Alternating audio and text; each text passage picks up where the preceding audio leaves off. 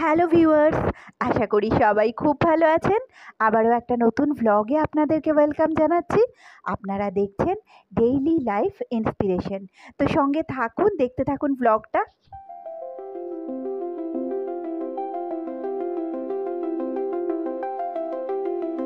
আমি Baranagar metro station থেকে 14টা 51 মানে 2টো 51-র মেট্রোটা ধরে এখন যাচ্ছি। আর এবার চলে এসেছে নোয়াপাড়া মেট্রো স্টেশন, যেটা বরানগরের পরে স্টেশন। এখান থেকে অবশ্য খুব কম লোকজনকেই উঠতে দেখা যায়। তবে বরানগর মেট্রো স্টেশনটা যতদিন অবধি হয়নি, ততদিন কিন্তু এই মেট্রো স্টেশনে বেশ ভালো ভিড় থাকতো। আর আমরাও আগে এই নোয়াপাড়া মেট্রো স্টেশন থেকেই যাতায়াত করতাম। তো ট্রেনটা আবার ছেড়ে দিয়েছে, এর পরের স্টেশন হলো দমদম।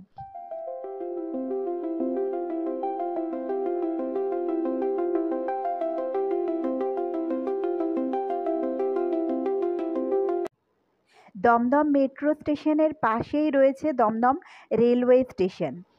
তো আজকে আমি যাব টালিগঞ্জে। টালিগঞ্জে আমাকে নামতে হবে, আর সেখান থেকে যাব ঠাকুরপুকুর 3A বাস স্ট্যান্ডে। সেখানে আমাদের গাড়ি দাঁড়িয়ে থাকবে, সেখান থেকে আমাদেরকে স্টুডিওতে নিয়ে যাবে। আর এই যে এবার দমদম থেকেও ট্রেনটা ছেড়ে দিল। তো চলুন আপনাদের সাথে গল্প করতে করতে যাই। আজকে যেটা বলবো, আমরা একটা কথা শুনে থাকি, ছোটবেলা থেকে শুনেছি অনেকেই, যে ধৈর্য ধরলে সব কিছুই পাওয়া যায়। আমার মনে হয় এই কথাটা কিন্তু একদম সত্যি কথা, যে আমরা যদি ধৈর্য ধরতে পারি, তাহলে আমরা যেই সব জিনিসগুলো চাই তার 80% জিনিসই কিন্তু আমরা পাই। কিন্তু আশ্চর্যজনকভাবে আমরা বেশিরভাগ ক্ষেত্রে এই ধৈর্যটাই ধরতে পারি না। অনেক ক্ষেত্রে তো আমরা প্রায় গন্তব্যের কাছাকাছি এসেও ধৈর্য হারিয়ে ফেলে কাজটা ছেড়েই দিই।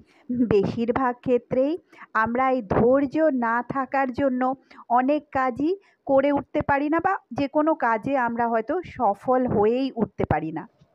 অনেক ক্ষেত্রে আবার দেখা যায় আমরা আমাদের অপমান, রাগ, ঘৃণা, ক্ষমা করতে না পারা, এই সব কারণেও অনেক কাজে বা অনেক ব্যাপারে আমরা সফল হতেই পারি না।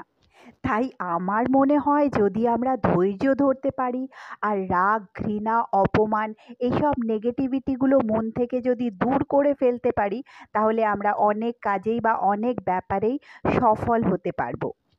আপনাদের সাথে গল্প করতে করতে পৌঁছে গেছি টালিগঞ্জ বা মহানায়ক উত্তম কুমার মেট্রো স্টেশনে। তো এবার আমি এখান থেকে বেরিয়ে যাচ্ছি। তো চলুন যাই এক্সিট গেটের দিকে। তো এখানে টিকিটটা ড্রপ করে আমি বেরিয়ে যাচ্ছি। এখানে সামনের মেন রোডটা ক্রস করে আমাকে উল্টো দিকে যেতে হবে। তো চলে এসেছি। এখান থেকে আমি অটো নিয়ে নেব। আর একটু সামনের দিকে গেলেই অটোগুলো দাঁড়িয়ে থাকে। তো অটো করে আমি একটা জায়গায় পৌঁছাবো, সেখান থেকে আবার আরেকটা অটো নিয়ে আমাকে যেতে হবে 3A বাস স্ট্যান্ডে। এই যে অটোর কাছে পৌঁছে গেছি, উঠে পড়লাম অটোতে। আমাদের ল্যান্ডমার্কটা দেওয়া থাকে 3A বাস স্ট্যান্ডে, তার পাশের এই গলিটায় গাড়িটা আসে, কারণ না 3A বাস স্ট্যান্ডের ওখানটায় খুব ভিড় থাকে, তাই জন্য। এখন গাড়িতে বসে আছি, আরও কিছু লোকজন আসবে, তাই জন্য ওয়েট করছে গাড়িটা। আর এবার পৌঁছে গেছি স্টুডিওতে।